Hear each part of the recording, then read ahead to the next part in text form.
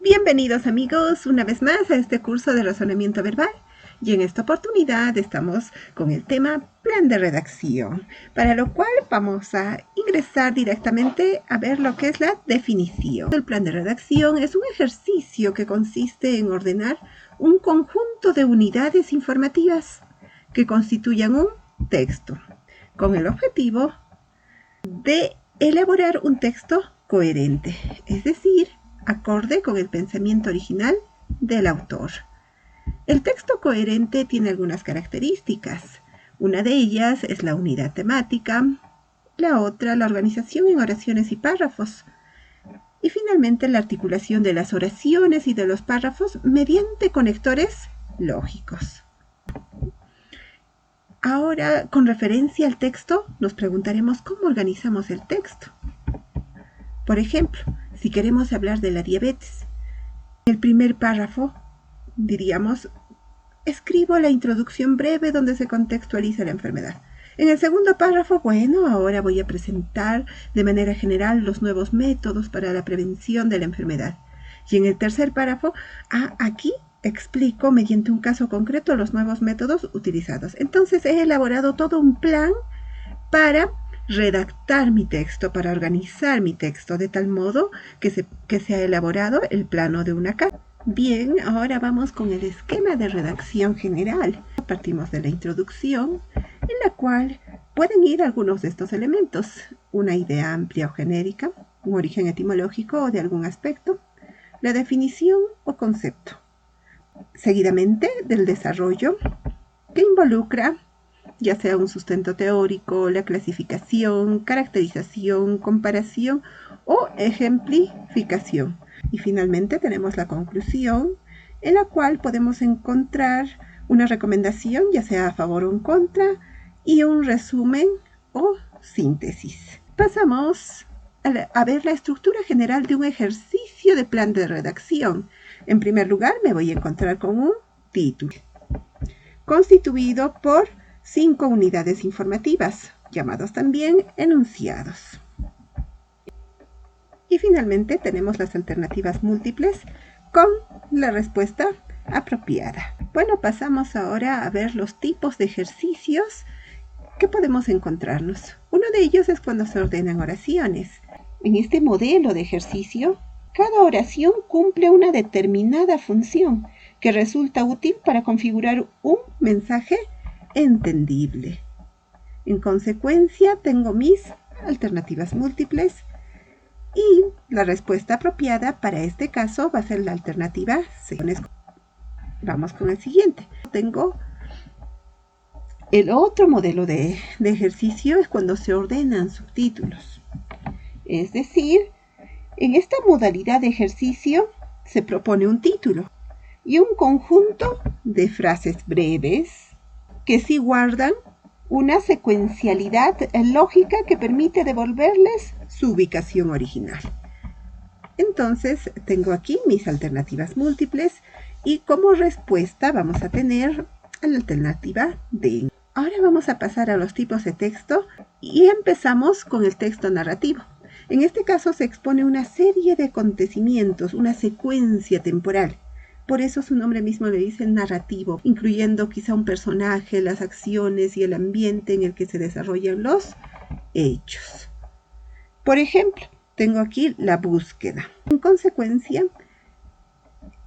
el primer enunciado es el número 4. El personaje se levanta y se dirige al escritorio en busca de algo, seguido de el personaje enciende la lamparilla del sillón ubicado en el escritorio. Número 1, el personaje encuentra el libro que estaba buscando. 5, el personaje identifica el capítulo del libro. Y finalmente, el personaje lee el contenido específico del capítulo del libro. Vamos a pasar al texto descriptivo. Presenta personas o cosas o medio del lenguaje de manera que explica sus distintas partes, cualidades, características o circunstancias. Por ejemplo, nos dice una belleza fascinante. El primer enunciado viene a ser el número 2. En verdad era imposible no amar a aquel bello y gracioso joven. Seguidamente del enunciado número 1. Su cara morena y romántica, de expresión fatigada, le interesaba. Pasamos al número 3. Había algo completamente fascinador en su voz lánguida y grave. Ahora continuamos con el número 5. Sus manos frescas y blandas como flores, tenían un encanto singular. Y finalmente, como su voz, parecían musicales, parecía poseer un lenguaje propio. Vamos con el siguiente tipo. Es el texto expositivo. Expresa el conjunto de rasgos que definen, caracterizan, sustentan la trayectoria de un hecho o idea particular. Podemos expresar nuestras ideas, proyectos, hipótesis, creencias u opiniones. Por ejemplo, el título para este ejercicio es la premiación al aporte de 2 científicos. Vamos a dar inicio con el enunciado número 4. Los matemáticos David Cox y Bradley Efron son galardonados con un premio internacional. Pasamos al enunciado número 1. Ambos científicos han desarrollado herramientas estadísticas para obtener resultados fiables en diferentes áreas del conocimiento. Continuamos con el número 2.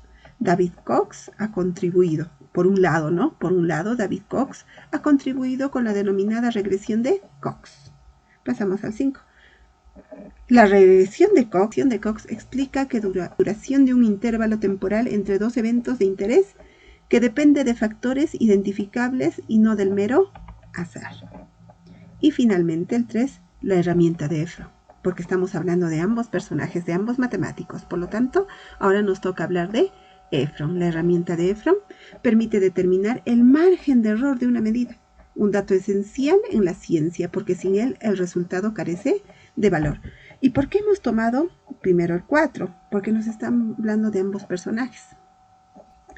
Y luego he podido tomar la herramienta de Efron, no, pero aquí en el enunciado número 4 menciona primero a David. Por eso he iniciado precisamente con David y luego posteriormente de Bradley. Ahora vamos con el siguiente texto. Es el texto argumentativo, en el que defiende o sustenta un punto de vista sobre un tema particular, de tal modo que podamos persuadir al lector mediante un conjunto organizado de razones o argumentos que sustenten la idea o hipótesis planteada. Tengo de título el siguiente ejercicio: Universidad y sociedad. ¿Cómo ordeno? De esta forma. Voy a iniciar con el número 3, que me habla de las funciones en general, las funciones sociales de la universidad. Pasamos al número 5. La función originaria. Me voy remontando en este caso al tiempo, ¿no? A inicios de la función originaria de la universidad, la producción de conocimiento. Seguidamente, del número 2, la universidad como una comunidad de investigación basada en el intercambio de argumentos.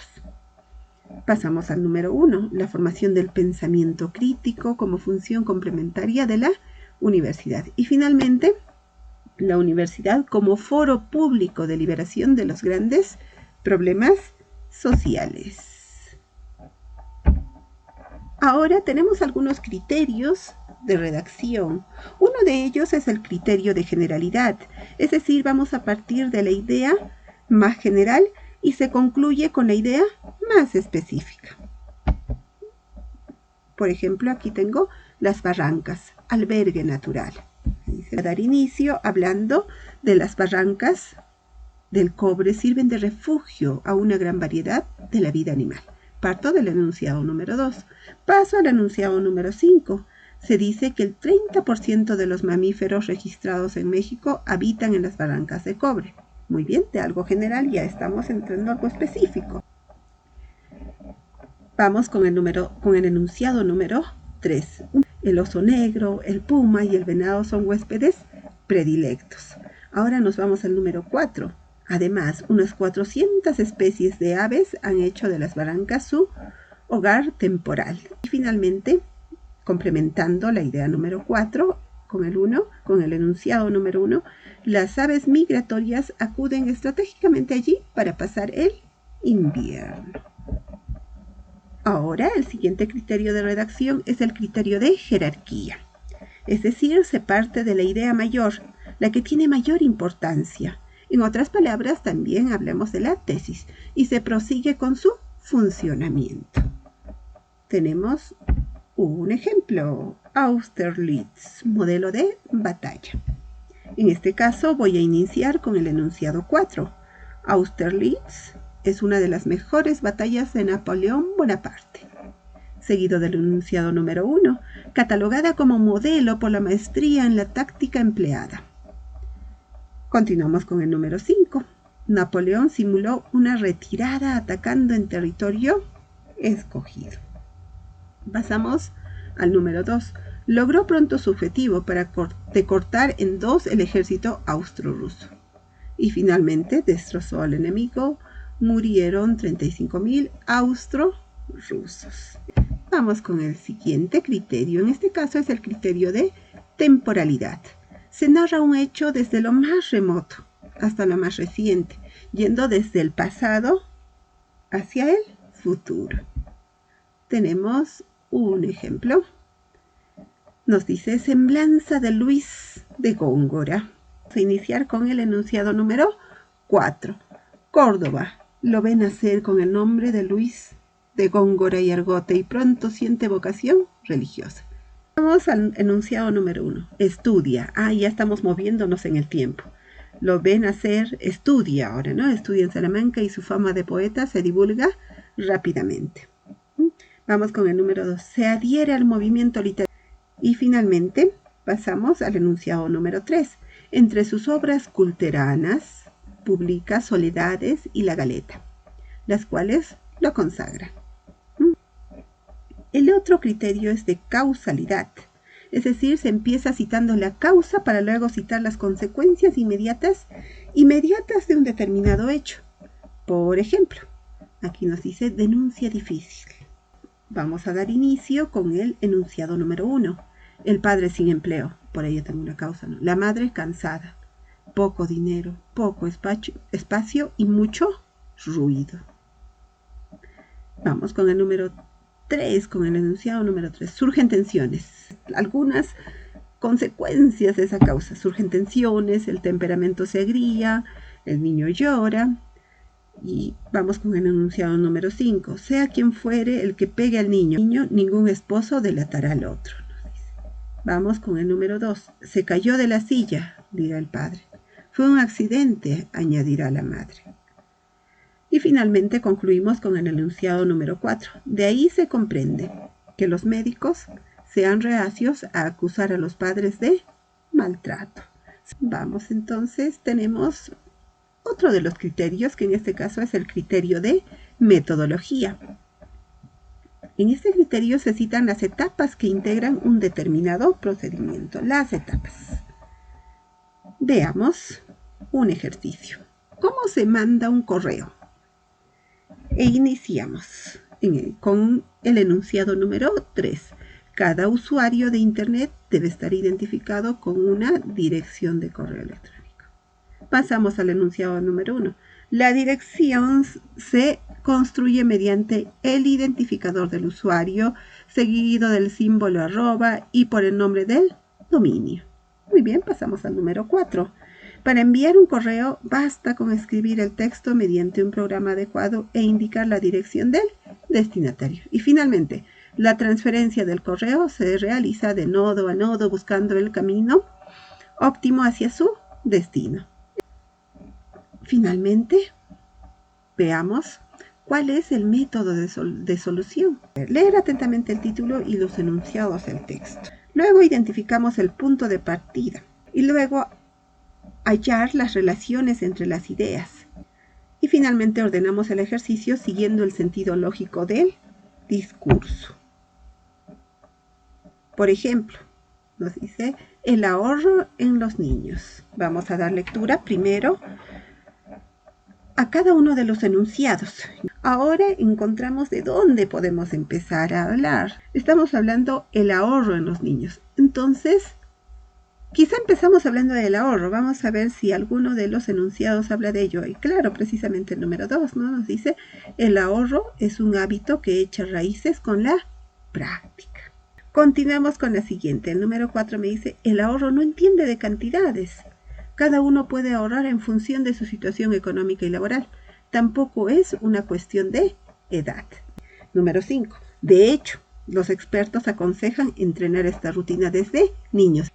Vamos con el número 1. Porque cualquier práctica que se emprende en la infancia tiene más posibilidades de repetirse en la edad adulta. Y finalmente pasamos al número 3. Además, por la rentabilidad acumulada que puede reportar este aprendizaje en los niños. Y muchísimas gracias. Gracias a todos por su atención. Si les ha gustado el video, pues denle like